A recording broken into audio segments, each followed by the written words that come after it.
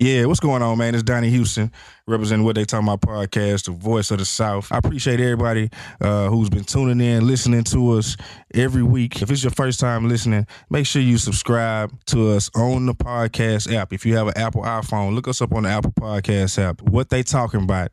No G on talking, B-O-U-T. Follow us, subscribe, give us the 5-star rating, share with your friends and family, the whole nine. You know what I'm saying? Download that SoundCloud app. Look us up on there. Follow us on Instagram, WTTB Podcast. Follow us on Facebook, WTTB Podcast. Follow us on Twitter, WTTB Podcast. You know what I'm saying? If you're interested in and want to be a sponsor, or you have somebody that, you know, you think you might be a dope guest for the podcast, send us an email, WTTBPOD@gmail.com. Donnie Houston. Man, cuz it's going down. It's really going down. It's H-Town, Texas, baby. What's up? You know we real. Cause you know how we do it on this side. We wreck it. So what you talking about? Huh? So what you talking about? So what you talking about? Huh? So what you talking about?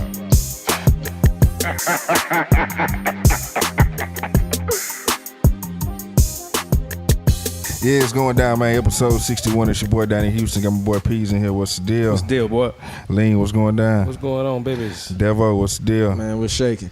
Already, man. Listen, What They Talking About podcast. Like I say, episode 61, man. We got a special guest in here, man. Hip hop legend, you know what I'm saying? Southern legend, you know what I'm saying? Southern MC legend, you know what I'm saying? Yeah, Southern architect.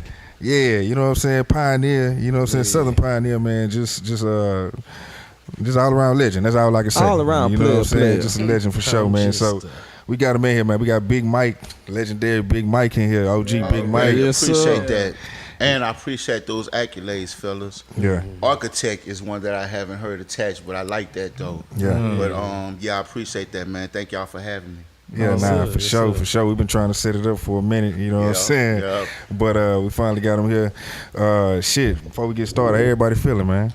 Feeling Everybody good. feeling good, man. Yeah, everybody man, good. awesome, man. The weather, spring finally. Spring here, baby. man. Yeah. Finally coming Y'all out ready of. for that Texas heater? Yeah, it's coming. But it's it's coming. gonna be all good though. Yeah, for Yeah, sure, I'm ready. for sure. So shit, man. Big Mike, man, what's been going on, man? Man, just out here living life, bro.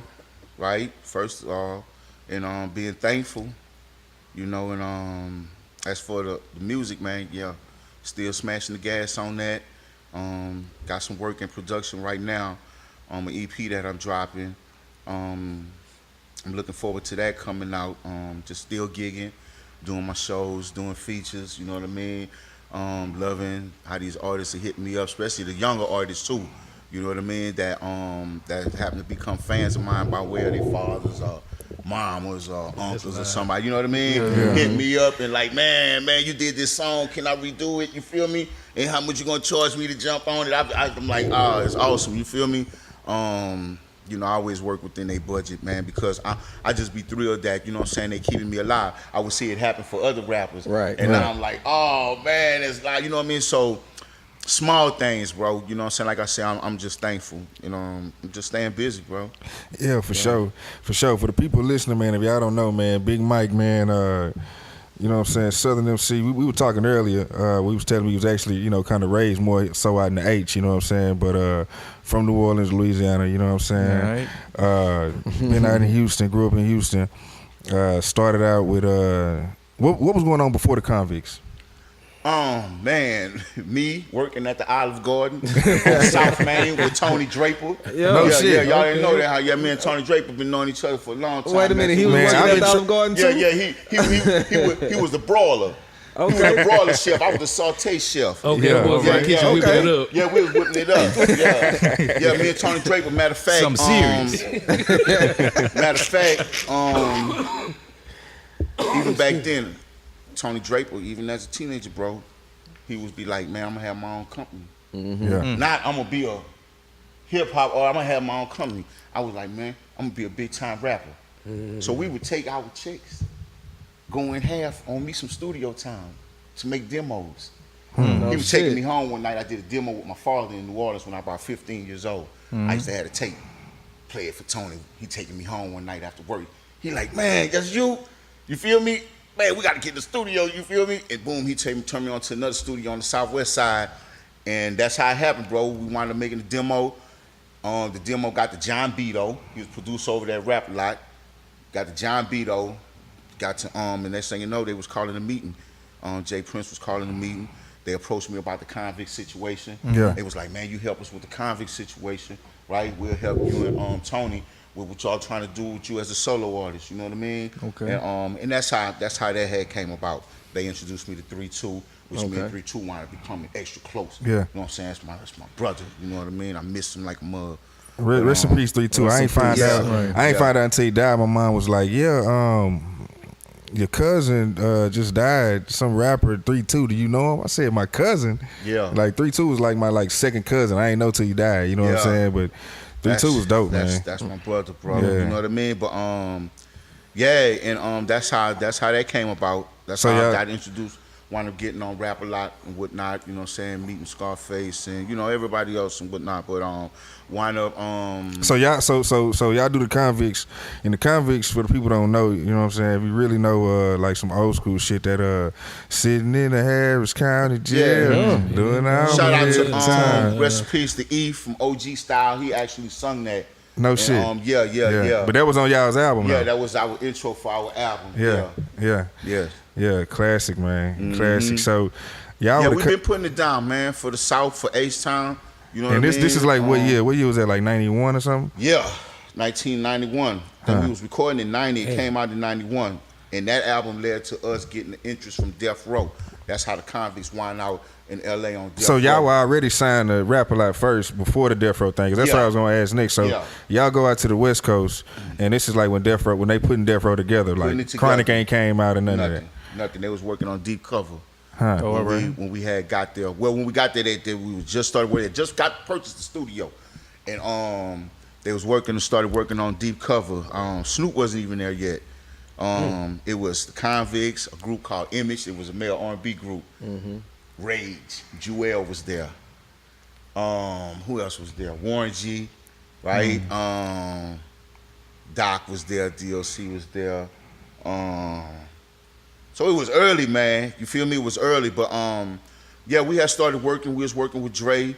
We was working with the producers for Compton Most Wanted, DJ Unknown, Yeah. Big Slip. Yeah. They was working. We was working with them, and we had put together some jams, man. I recorded Straight Gangsterism.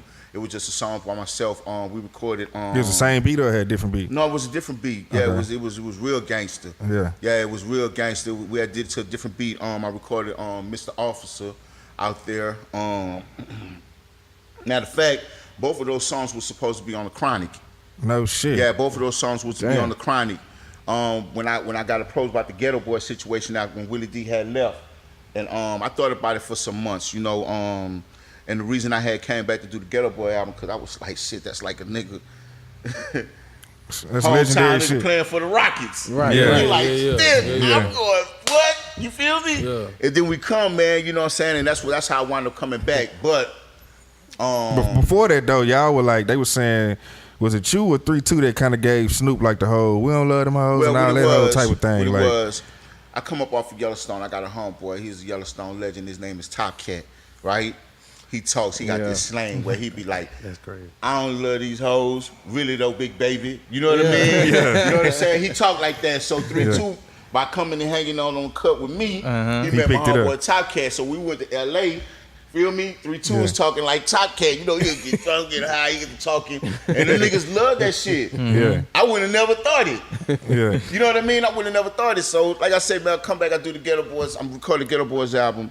And Dre was like, you know what I'm saying? He wanted to use the songs. And Jay was like, shit, man, if he want the songs, we need to keep them suckers and drop them Yeah. as singles. You Yeah. feel me? Yeah. That's why Mr. Officer was a single. Straight Gangsta was a single. Huh. You dig what I'm saying? They should have went with him first. But I think they went with 6 Feet Deep first. Yeah. I think it was too slow to Yeah. be a single for Yeah. an explosive album. You know what I mean? Yeah. It was too laid back.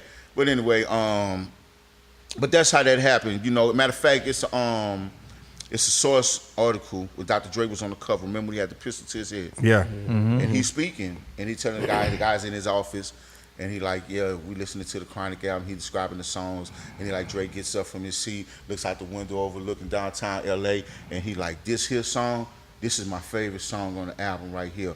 And then the dude start quoting Mr. Officer, Mr. Officer. You know what I mean? And that's in the source. I got to go pull that up. It's in the source. That's Right? right. I got shit in my pocket. But anyway, because I had to show somebody, and I hadn't seen it in a long time. You feel me? And then I found it. I say, there it is, right there. You know what I mean? So, but yeah, man, yeah. That's how we wound up doing the Death Row thing. That's how I wound up coming back doing the Geto Boys project, and did the Geto Boys project, man, and everything was going swell. You know, we was touring. My dream was happening. You feel me? I'm playing for the hometown team, bro. I can't. It's you like understand the magnitude of this? It's like Drexler coming to the Rockets. Drexler coming to the Rockets. That's exactly what it's like. This is crazy, bro. You know what I'm saying? So, and your records are the ones that's really like carrying the album at the time, like talking about now, you know, they would like to argue and say, well, you know, we had just sold platinum with the album before that, and then, you know, we dropped it to Death Do Us Part, it didn't sell platinum, it sold right up underneath. You know what I mean? Right? Yeah. But still, just like a franchise, NBA franchise, you take a player off, key player, you replace him with another good player, right? It's gonna take some time. To jail, absolutely. But if they come and they make it to the second round of the playoffs with a new lineup, well, y'all did good. I say, man, we probably made it to the finals. All right, if you get platinum, they won the finals, right? You made it to the conference finals with me, right? That's still good. We had something to build on. Yeah. You think what I'm saying? Now, you want to talk about your success on your first album? Well, I wrote on that album too. I wrote the other level of the game. You know what I'm saying? For Bushwick. So I had a part in that too. You know what I mean? Yeah. But, you know, I guess they was on the clock with their shit. You know what I'm saying? And then later on, I really understood the dynamic of Bushwick, Scarface, and Willie D. You feel me? It's Later iconic. on, I really understood that. But you can't downplay my contributions. You feel me? Right. Because I helped them transition. Do you feel like that? Sometimes I feel like that. Sometimes I do feel like that. You know what I mean?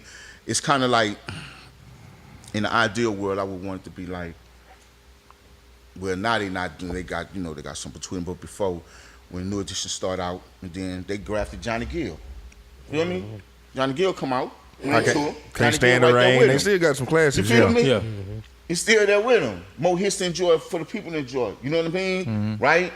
And I just feel like I wasn't being included like that. You know what I mean? But I was like, hey, they don't owe me nothing. You know what I mean? This how it was, this and that. All of that is cool. But yeah, you know, sometimes I feel like that. You know, but thank God, man, that, you know what I'm saying, I've been blessed with my own talent and my work keep me pretty busy, you know what I'm saying? But, you know, so I always think about that. I'd be like, man, I'll be thinking about the good look that it would be. You know what I'm saying? If we could all get down and do, you know what I'm saying? Yeah. And do something. That'd be dope. Yeah. Really Cause deep y'all never done anything before y'all. Huh? No. So all these years, y'all never worked together? No. Nah. I've only recorded with Bushwick, Scarface, you know what I mean? Never recorded with Willie D. Yeah. That's what's up. That's Never what's up. recorded with Willie D. That would be dope, man, to have y'all four do something, man. Yeah, You know most what I'm saying? definitely. You know what I'm saying? But I'm not campaigning for that. So Yeah. Don't get me Yeah. wrong. You know what I'm saying? I don't want niggas to think that. Nah, you know nah. what I mean? It's Yeah. on my mind. You feel me? But No, I'm just saying from a hip hop fan, from my, you know what I'm for the saying? fans, I would love to Yeah, see it that would too. be That dope, would have you been know what I'm dope for me. I would have been like, shit, that's dope. All the guys before they start dying off and shit, you feel me? Yeah. And they still can go. That would be Yeah. amazing. You know what I mean? That'd be a good look for the city of Houston as well. That'll be tight. So, Yeah. so tell me about like Houston, like back then. You know what I'm saying? Tell me about like that whole like what was Houston looking like? You know what I'm saying? Like the city, the streets, the whole like what was like Man, the vibe of the city? You know what I'm saying? It was magic, bro. The vibe of the city back then, it was incredible, bro. It was fun everywhere, my nigga. No lie. I ain't gonna lie to y'all, bro. The city it was amazing in Houston, bro. McGregor was crunk. You feel me? Oh man, that's when the bees still used to be crunk properly.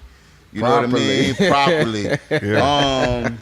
In the city on the whole, man, was just loving the success of coming out of rap a lot. It just gave the city this pride, man. It was awesome, man. We owned the city, bro. You feel me? We owned the city. We owned the city, man.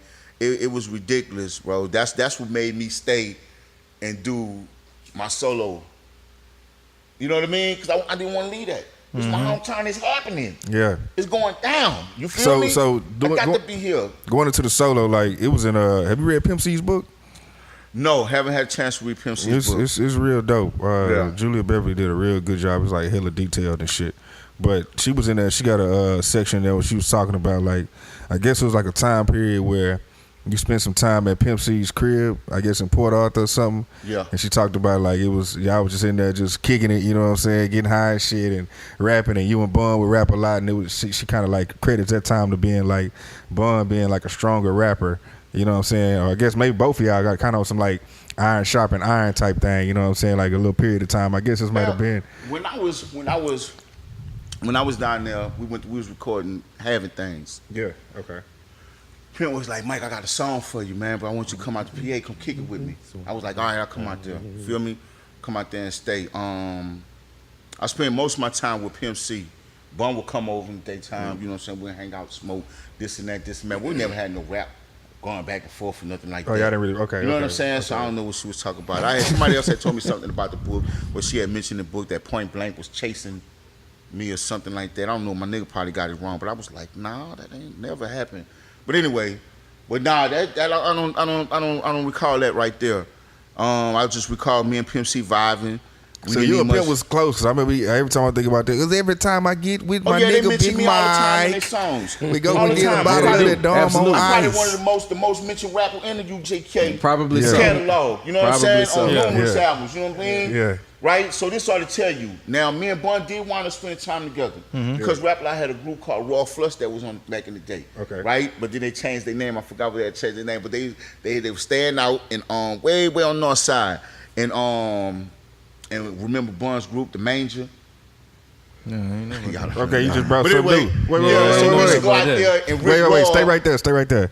Yeah. The Manger. You say Bun's group? He had a group called The Manger. Okay, tell me about it. I never heard of this. I can't remember all the guys. I know Pep. A lot of the guys. No, I mean, so this was like a group of guys, like a rap group. Yeah, okay, they had put together. Yeah, they was doing something at one time.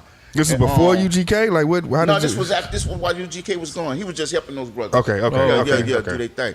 And we used to go out to Rick Roll, and Rick Roll used to always have the music queued up, and he was a fucking awesome rapper. You know what I mean? And we'll come in that bitch, and he'll be ready to give our ass the business, right?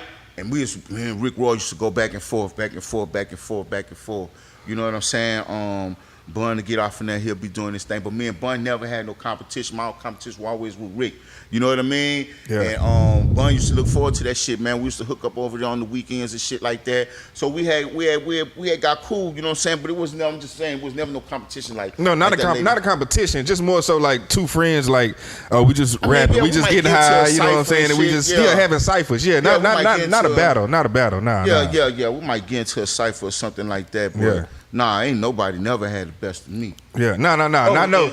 Yeah, I didn't mean it like in a battle. I just mean in the sense of like y'all just two kicking it and y'all just going back and forth. You know what I'm saying? Like iron basically over time, maybe it was you having an influence on him, or he having, or is basically sharpening the skills. Like since y'all, he was just saying like how listen. She was basically saying like Big Mike was. In so many words, Big Mike was a good rapper, and him going back and forth for Bun, you know what I'm saying, strengthened, you know what I'm saying? I always likened to them, even when I first met the guys, when they first came out with their shit, right? I was the one who took their music to L.A. Snoop used to be like, good, let me keep that tape, let me hold that tape, right? So I'd be like, all right, we'll trade you some shit, you know what I mean?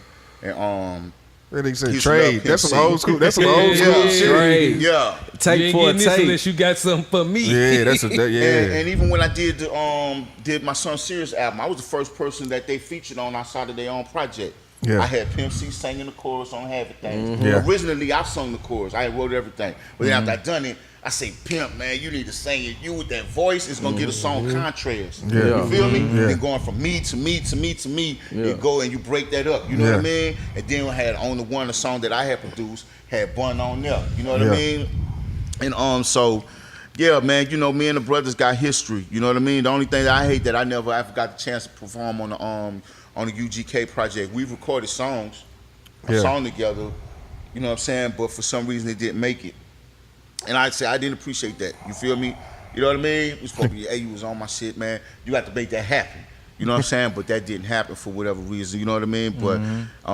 But yeah, you know, we had some times. Yeah, nah, that's what's up, man. Pimp C, one of my favorite rappers, man. Like, tell me some Pimp C stories, man. Like, give me some shit. Like, I don't know. When y'all was kicking it or just a favorite memory or something, you know what I'm saying? I mean, man, we would get together and just do the regular boy shit. You know what I mean? Yeah. Get together, blow, Yeah. cut some corners, listen to music and shit. You Yeah. know what I mean? Yeah. Just the regular boy shit, my nigga. You know what I mean? But I tell you what, when my nigga had got locked up, we got locked up around the same time. You know what I mean? We would correspond back and forth. You know what I mean? So I really knew what he was going through. You know what I mean? Because he'd tell the truth to me in his letters. I'm right there, you know what I mean? But I wasn't like one of the people trying to capitalize off knowing the motherfucker. I knew Pop, but I ain't never run around like, me and Pop, you know what I'm saying? Me and Pop we really shared some intimate moments. You know what I'm saying? You dig what I'm saying? Can we talk about that? My nigga, yeah, we used to write each other. We used to call each other when he was right around. He'd be like, Mike, listen to this. So how'd you meet Tupac and how y'all established that type of relationship? Man, I was doing a concert at a Summerfest out on the West Coast in Shock G, Digital Underground. Yeah. It was actually my first time meeting him as well. And he come to me, he said, Big Mike, you got to meet my homeboy Pop. Man, y'all so much alike. You got to meet my homie. That's what he would tell me, right? So I was like, man, I'm going on stage, man. Hold on, I'm gonna come holler at you. So I go on stage, I'm doing my show, and Pop come run on stage. So he dancing and shit while I'm doing my thing. You know what I mean? That's how we had met. Yeah. You know what I'm saying? That's how we had met initially. And That was dope. Staying in Atlanta and shit. Me, him, MC Breed. Yeah. We always get Breed. together. You know what I mean? It'd be chilling and shit because I was staying out in Dunwoody, Rest in peace, Georgia. MC Breed too. At the moment, There's no future in your front, right? Yeah. And we would hang out and shit like that. You know what I mean? And that's how I had met the brother. But we used to do shit for each other, like exchange gifts. Send me a gift, I send a nigga a gift. You know what I mean? Yeah. That nigga write something, he'll call me and be like, listen to this, what you think about this? Make me go get my tab. I'll be like, hold on. I'm going through my pages, I let that nigga hear some shit. I just didn't go about like, you know what I mean? Because at the time he died, everybody was, oh, Pop with my, you know what I'm saying? I'm just not that kind of guy. Long as I know, you feel me? It'd be an awesome thing to me. You know what I'm saying? And man, MC Breed, another awesome MC. Talk about how the rap game was back then, because it's like, it wasn't no email shit. Like, you had to have like real, you establish real relationships. You know what I'm saying? Yeah, you establish real relationships. Yeah. Things are done a lot quicker these days. Yeah. I like it though. Yeah. It's more convenient. I ain't got to leave the house so much to get shit done. Yeah. You know what I mean? So I like that part of it. But yeah, back then, man, it was just more authentic. More cats seeking to be authentic. Not like I want to sound like this nigga. If I can sound like him, I'm good with that. You had a few of those, you know what I mean? You had a few of those, but it was still guys that was being authentic, you know what I mean? It seemed like originality was a big thing back then. You know what I'm saying? Like coming up as a fan. Thing. If you wanted to be taken seriously. Yeah. And back then rappers, you still had rappers still wanted to be taken seriously as an MC. Right. You know what I mean? I don't care where you was from. You feel me? You still want to. Most of the down south rappers is some pretty good fucking MCs. Yeah. You know what I mean? Some awesome fucking MCs. It's just that I should be constructed in a manner, you know what I mean, that appeal to our streets. Right. You feel me? But yeah, man, the foundation of hip hop, man, you know what I'm saying, is all throughout the South. But yeah, man, it was just a livelier time back then. Anticipation was high. You know what I mean? That's a fact. Anticipation. You go from standing out in the Geto Boys. You know what I'm saying? And then you go to do the Some Serious album. Mm-hmm. You know what I mean? Like, tell me about that. Like, you're working with N.O. Joe. You know what I'm saying? It was like I know N.O. Joe. It's like a big homie of mine. Like, kind of tell me about like working on that album and that whole like process. Yeah, after we did the Geto Boys album, after we in the Geto Boys, we had toured and whatnot. I had moved to Atlanta. And that's when I was out there. I was writing, for my solo project. I had bought a whole bunch of Mark the 45 King break beats. Yeah. And I've been going to the break beats, listening to old records and stuff, trying to see, Swans on use. So like, when I came back to Houston, it was time to record. Shit, we had all my producers in the studio at one time. We was recording at Digital Services studio at Mike B be in one room, Joe be in another room, Mike Dean in another room. Right, I did a lot of production on that album. What was Digital Service Studio? What was that at? It was on South Road, off of Chimney Rock, close to Chimney Rock and 59. Okay. Yeah. It's a classic studio, man. A lot of records, ZZ Top, a lot of artists recorded out of Digital Services. But that's what Rap-A-Lot used early on. one of the studios that they used early on. But damn man, I just had so we're having the studio, having the producers in the yeah, without the producers there.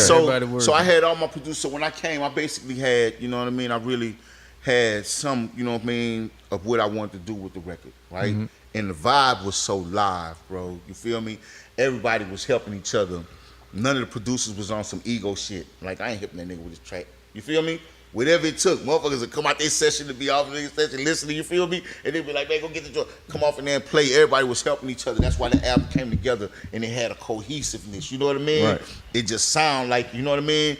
And it definitely gave Houston a transitioning sound. What the Geto Boys album did, right? Because prior to Def Do Us Part album, the Geto Boys was known for doing hard shit, hardcore rap.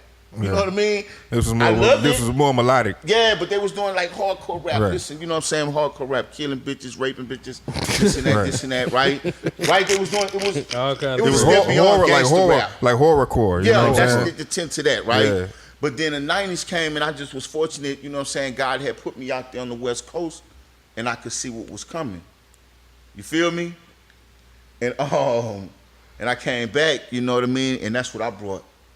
You feel me? So now, you know, I'm the streets, we really relating to the streets now because I'm coming from a young nigga on the streets, on the Houston streets point of view. You know what I mean? Not a rapper point of view. That's why you hear a song, straight gangsterism, man. You know what I mean? And things like that. And I did song like Half Things because now it was transitioning. So, you know, I helped them transition over into the new age that was coming. You dig what I'm saying? And then after that shit, we was in a groove. You know what I mean? They was pumping. We was in the next wave, you know. But yeah. So we continued the same formula with the Something Serious album, man, and it worked wonders. You know, we had big songs off of there. Having Things is a Southern classic. Classic. Player. Classic. Mine, man. I mean, the album on the whole. Classic. You feel me? The album on the whole is it's a collector's item. Whose idea was it to sample Al Green for Player? It was my idea, right? I used to be jamming the Al Green when I was in Los Angeles. That particular album, and I told N.O. Joe I had another Al Green sample that I wanted him to use.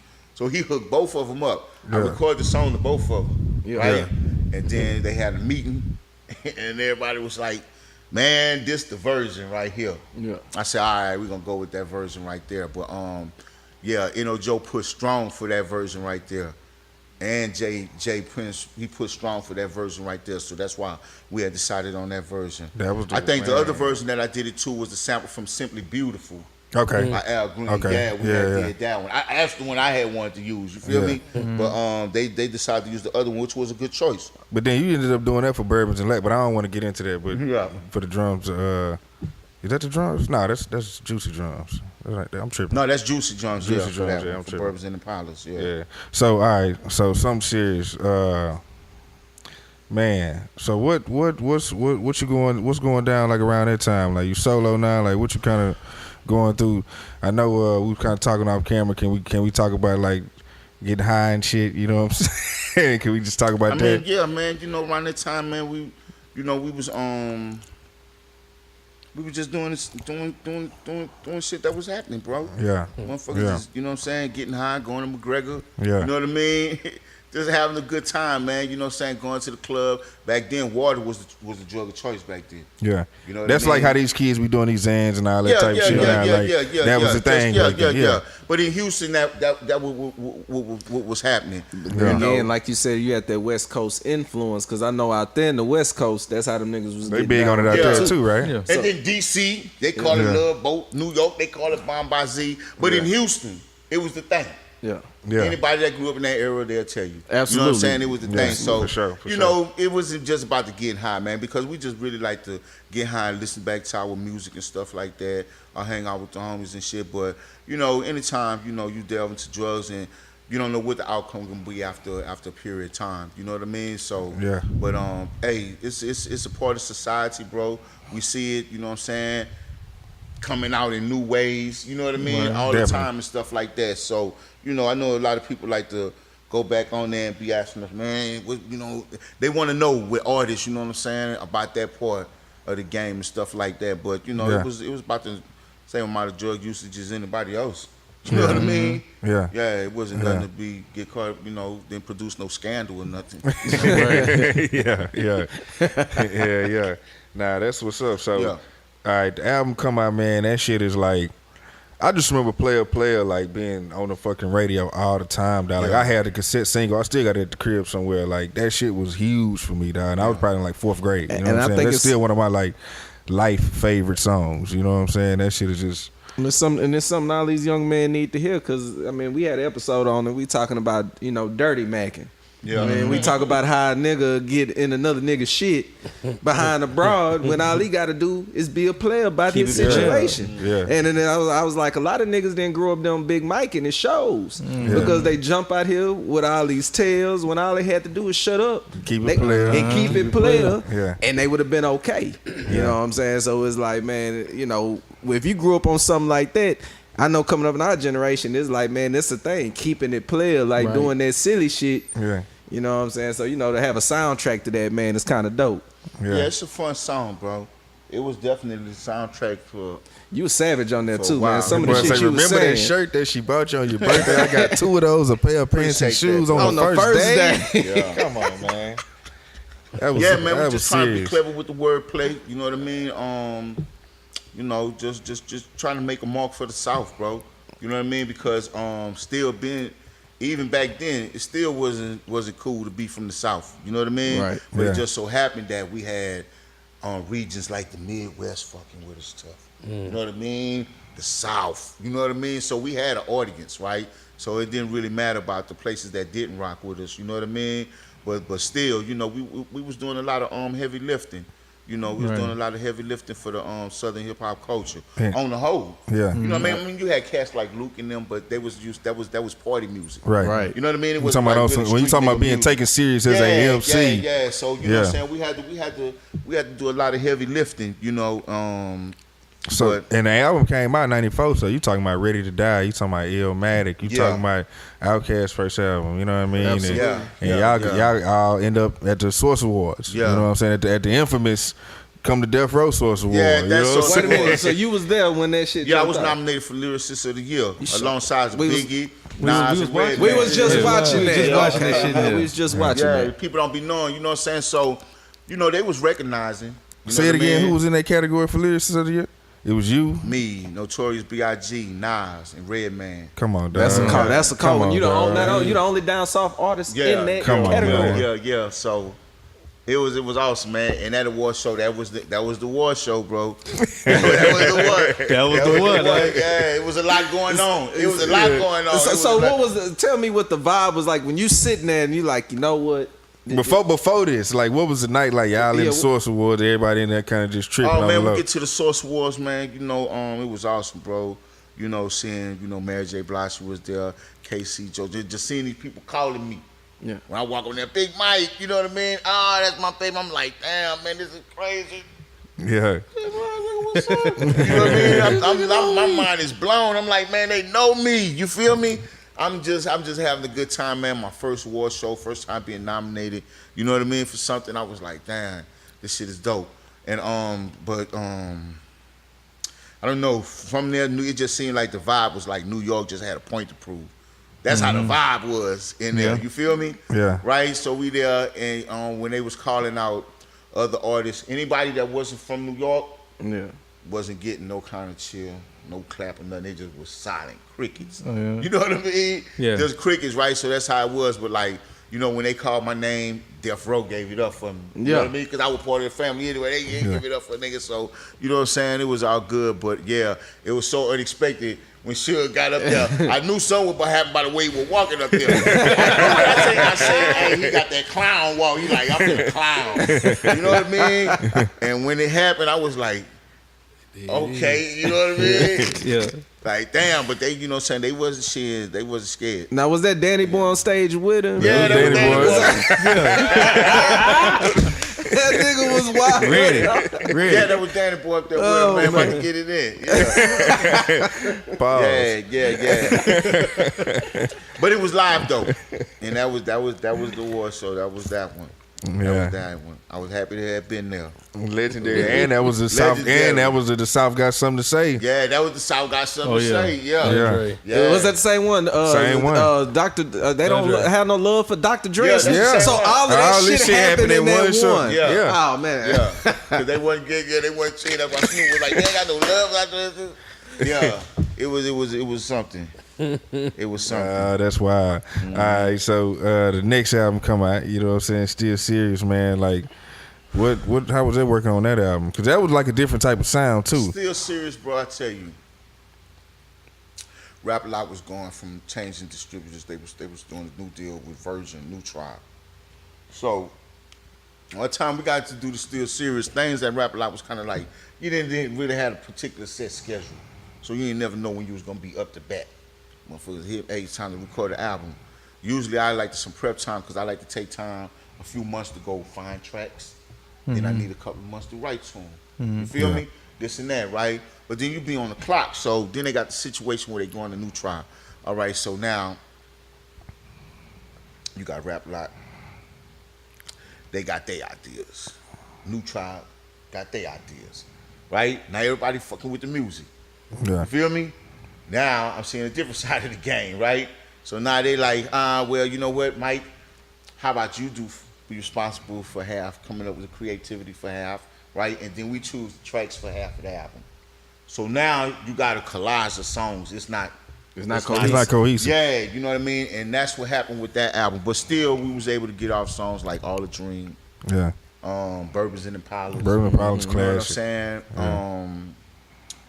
I wish we was able to do more, you know what I mean? But at that point, after they had finished butchering the album, you know what I'm saying? My heart just wasn't in it no more because I just wasn't satisfied with the song selections that I had.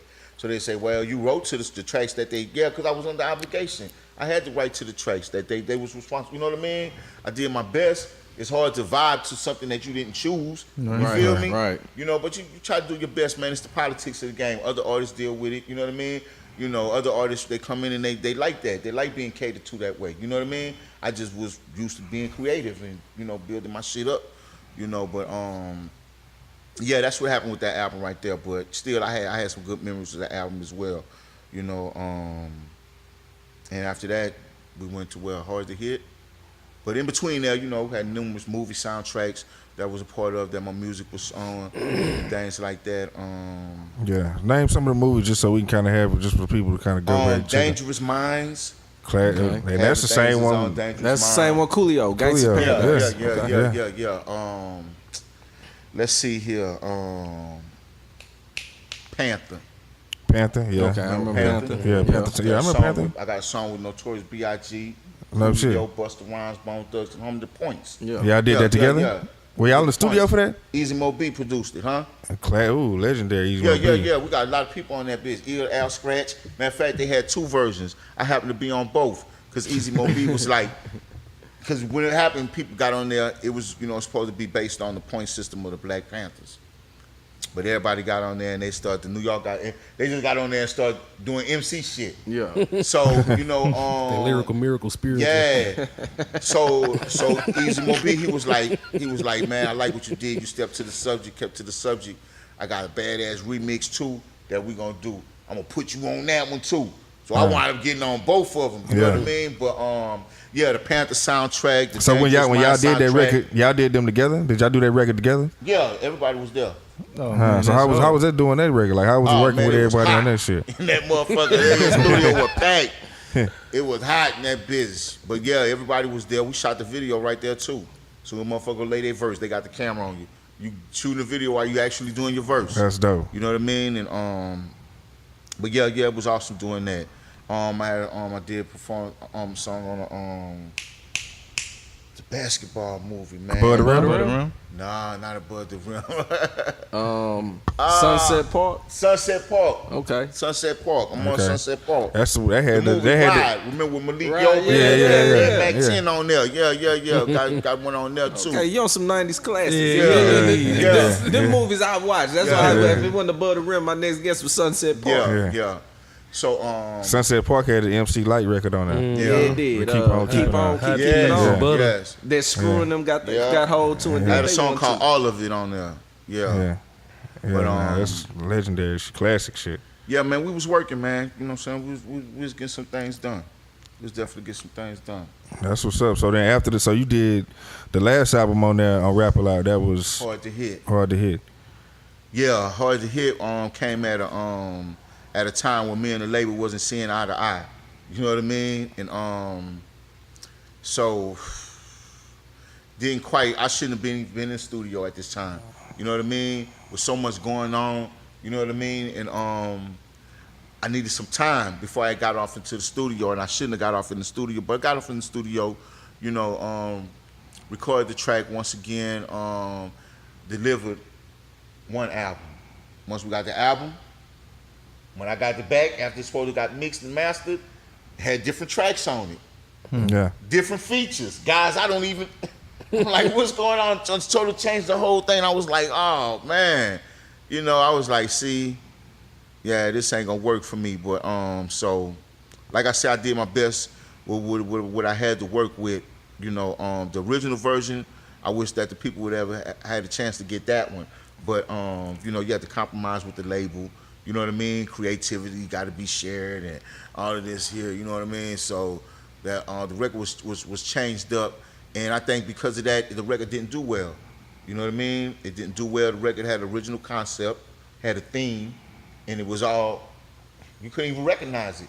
You know what I mean? So you give that out there to the people, man. And like I say, things with me and the label wasn't going well at the time, so I wasn't getting that priority look. Right. You know what I mean? Yeah, I ain't do no videos for it. Yeah, we shot a video, man. That's what I'm video. saying. Shit went underneath the radar. You feel me? We shot a video for a song called Hustler. It's a jamming song too. Shot a video for the song called Hustler, and they just didn't promote it. You know what I mean? And I said it was because, you know what I'm saying, me and the label wasn't seeing eye to eye. We was having contractual disputes going on and things like that. You know, I felt like they was trying to sabotage me because it was my last record, so they were trying to sabotage it so I wouldn't be able to go nowhere else. You know what I mean? Yeah. That's how I felt, because I was like, damn, you know what I mean? All of these drastic changes, you know what I mean, to the album. And, you know, just a few months ago, I was getting promotion that looked like this. Now my promotion look like this. You feel me? Like what happened between then, you know, but I understand what was going on, you know what I mean? I'm not tripping, but yeah, the album, I feel like that album suffered, you know what I'm saying, for that. Now, it has some jewelry on there. You know what I'm saying? More than one piece of jewelry on there, you know what I mean? But my original concept, you know what I'm saying, I wasn't able to bring it forth. I brought it forth, but you know what I'm saying, when people got it, it wasn't that. It was convoluted after that. Yeah, it was. Yeah, Okay. yeah. So the numbers, it affected the numbers. The numbers wasn't there. You know what I mean? And another unfortunate thing is kind of like a lot of times, I'm sure I'm not the only artist that it happened to. You know what I mean? But it happens when the artist deliver one record and then the label put their 2 cents in it, right? And then the record don't do what it's supposed to. The label never says, well, they had an original vision, but we came in and wanted to change some things. We might have affected the record. You feel me? They'll never say that. They say it's the artist. They always leave the artist out to dry. You know what I mean? So it's unfortunate, bro. You know what I mean? But hey, that's the business. That's why, hey, I thank God for this independent game. Yeah.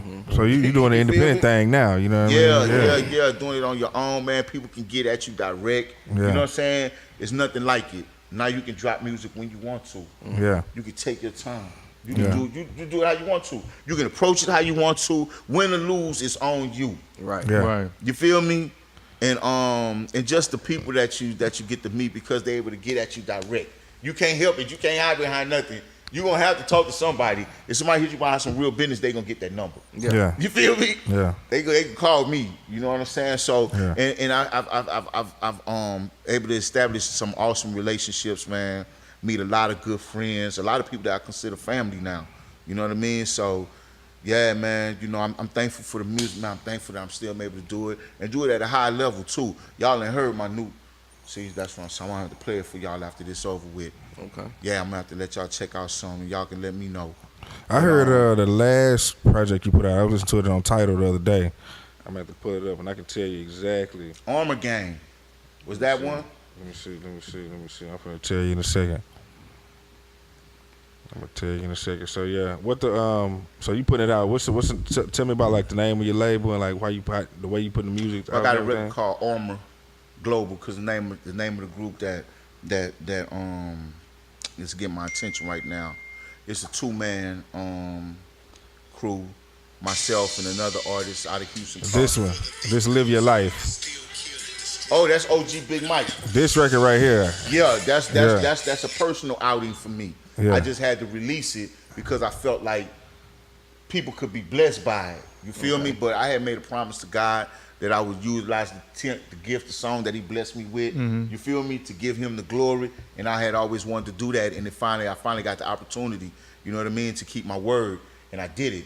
I just couldn't do no one song. He's God. I had to give him a whole LP. You feel me? Yeah. And man, it's an awesome project. If you listen to it, see, a lot of people shied away from it because they were like, "Oh man, it's a Christian album." It's kind of it's more on the spiritual level for sure. You know what I mean? Bars, but it's crazy. It's jamming though. The wordplay is sick. The production is sick. Don't not listen to it because you're like, "Oh, it's a Christian album." You know what I mean? They shy away from it because they like a gangster rapper going Christian. Oh, one flew over the cuckoo's nest. You feel me? That's how we think. You feel me? But you're gonna miss the beauty in it. You're gonna miss some amazing art. You know what I'm saying? But yeah, that album was a personal outing. I just had to share it because I had to make it available. You know what I mean? Gotta let the light shine. You know what I'm saying? I don't care if one person is moved by it. You feel me? That's who it was intended to get. Exactly. So I had to share that, you know what I'm saying? But yeah, I'm very proud of that album right there.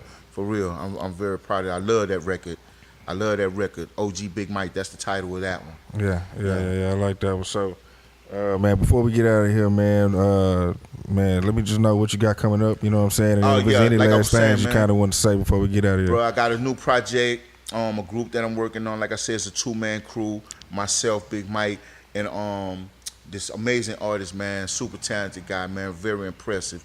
Coming out of Houston, his name is Yazid Solar. Nice. We just teamed up, formed a duo called Armor. We're working on the EP right now. It's coming together very well. So I'm looking forward to completing that and bringing that to the people, man. You know what I'm saying? Getting some visuals up and whatnot, and just have fun doing that and helping other artists. You know what I mean? For sure.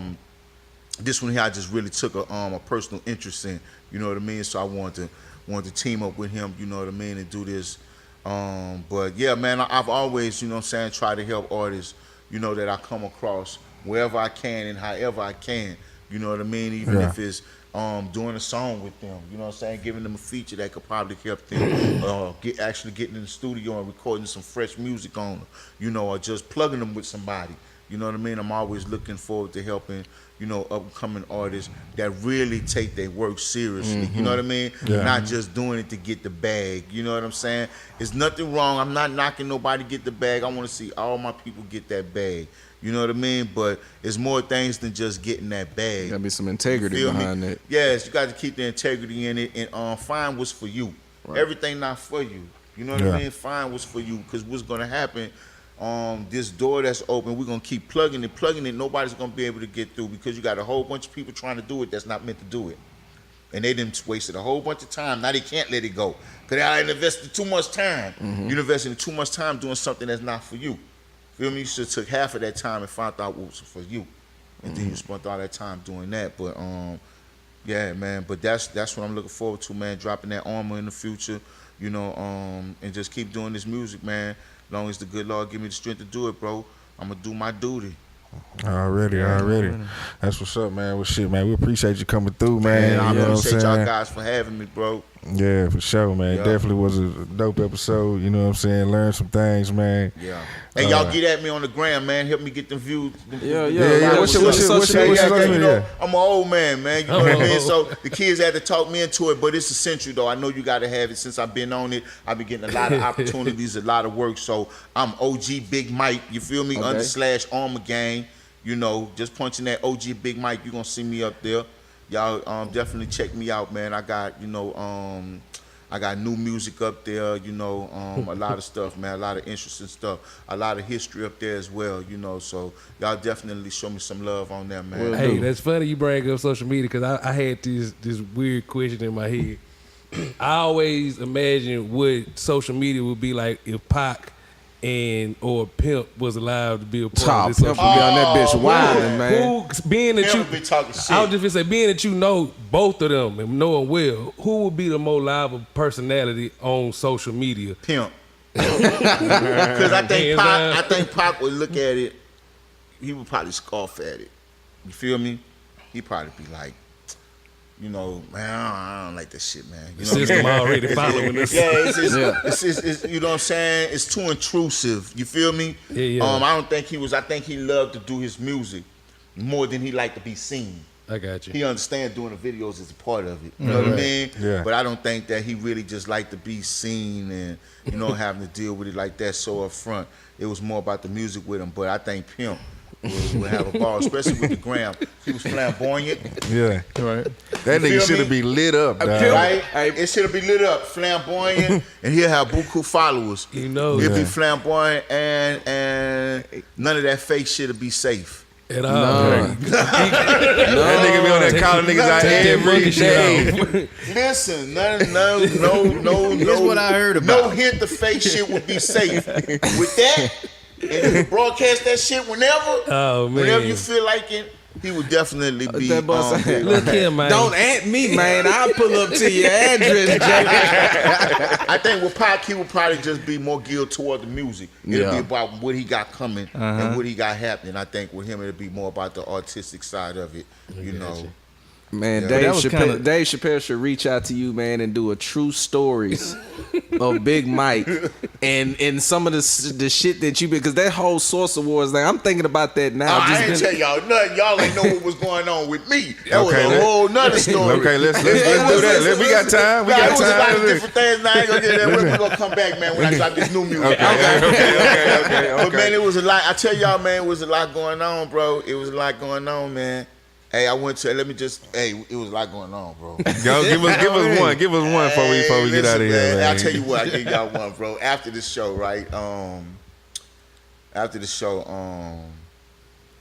I was in the lobby about to get something to eat, seen Big, right? And me and Big was chopping it up, and he was like, "Yeah, I like your shit. You feel me? This and that, this and that."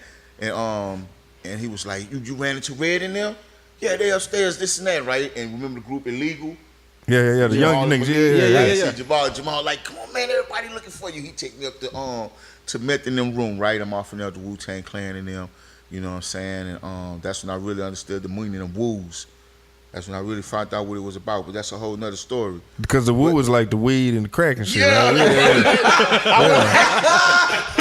I said, what is going on here? Yeah. Right? But anyway, man. When they in there going in, blowing. Niggas was chilling, man. You know what I'm saying? Niggas is chilling and shit. You know what I'm saying? You gotta respect motherfuckers' space. We off in there chilling and shit. You know, motherfuckers doing their thing, man.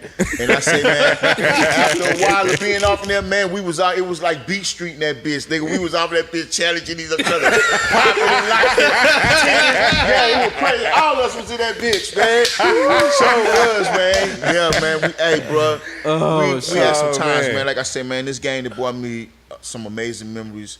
You know, I'm so thankful for it, bro. I'm thankful to where I'm at right now. You know, I'm looking forward to the future, bro. Absolutely. You know, I had to make this happen for you guys. I appreciate y'all. Man, Y'all thank doing. you for Appreciate coming, you, I said, I man. got to get down there for these brothers. You know what I mean? I love it, man. The way things are so wide open right now, man. Just think about all the hip hop, all the opportunities that came from rap music. Right. You got motherfuckers that's clothes designers now. Right. You got motherfuckers that got restaurants. Right. They got hip through the music and all kinds of stuff, man. Producers, people in film and music in so many different areas, man. You know what I mean? So many kids have been put through college on this hip hop money. It's a blessing. I always thought that hip hop was a blessing from God to the inner city. Gave us another outlet. You know what I mean? And we got to take better care of it, though. You know what I mean? Right. We got to take better care of it because a lot of people coming in and they doing it just for the bag. And Right. the artist suffering. Yeah. Or they doing it for the culture. Now, that's another thing. They like to say for the culture, for the culture, for the culture. That's just another excuse to do things how you want to do them. You know what I mean? Right. So I don't get fooled off in that or nothing like that because I see the art suffering in both areas. You know what I mean? So let's keep the art true. You know what I mean? So other people can enjoy it and eat from it. You know what I mean? So we keep doing what we doing and letting them water it down and dumb it down. This beyond dumbed down now. Now morals and values are out the door. You know what I mean? Yeah, we did gangster music. We did gangster rap. We talk about drugs and guns and stuff like that. But still, we had values. You know what I'm saying? We had morals. You know what I mean? But now today, it's crazy. It's so wide open right now. And I just don't like to see the art get lost in it, man, because there's so many more people that got to benefit from it. You know what I mean? Right. Do your thing. Don't taint the art. You know what I mean? And hey, let it be there for somebody else that takes it seriously, because it is a lot of artists that takes it seriously. I see a lot of artists in Houston alone. That's amazing. That's amazing. They don't do the coming down sound. You feel me? They amazing. They next. And I'd be like, they need to be heard. You know what I mean? So I'm doing my best to try to like, you know, just if anything, create a vibe that they can kind of like flourish in, you know what I mean, have room to do their thing, you know. So shout out to all the brave artists out there that's willing to be different, you know, and stretch the limits of artistic ability, you know what I'm saying, and give us something different, because it ain't easy. For sure. It ain't easy. It ain't where the money at. For sure. You know what I mean? But if you do it and you get it out, you'll be responsible for something memorable. You know what I mean? And one record could take care of you and your loved ones. You know what I mean? Just like 10 million could take care of somebody else. You know what I mean? So, you know, it's just about what you do it for. Yeah, you know, we was doing it. We was making gangster rap and stuff like that, but it was still artistic though. You know what I mean? It was still art though, transferring that street life into rhyme over a beat. You know what I mean?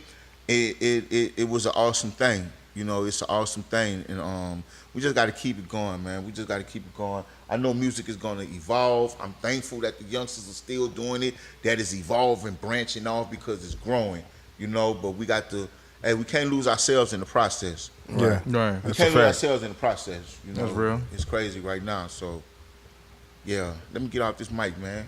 Already, man. Well, listen, man, we appreciate you coming through, man. Once again, man, you know what I'm saying? Episode 61.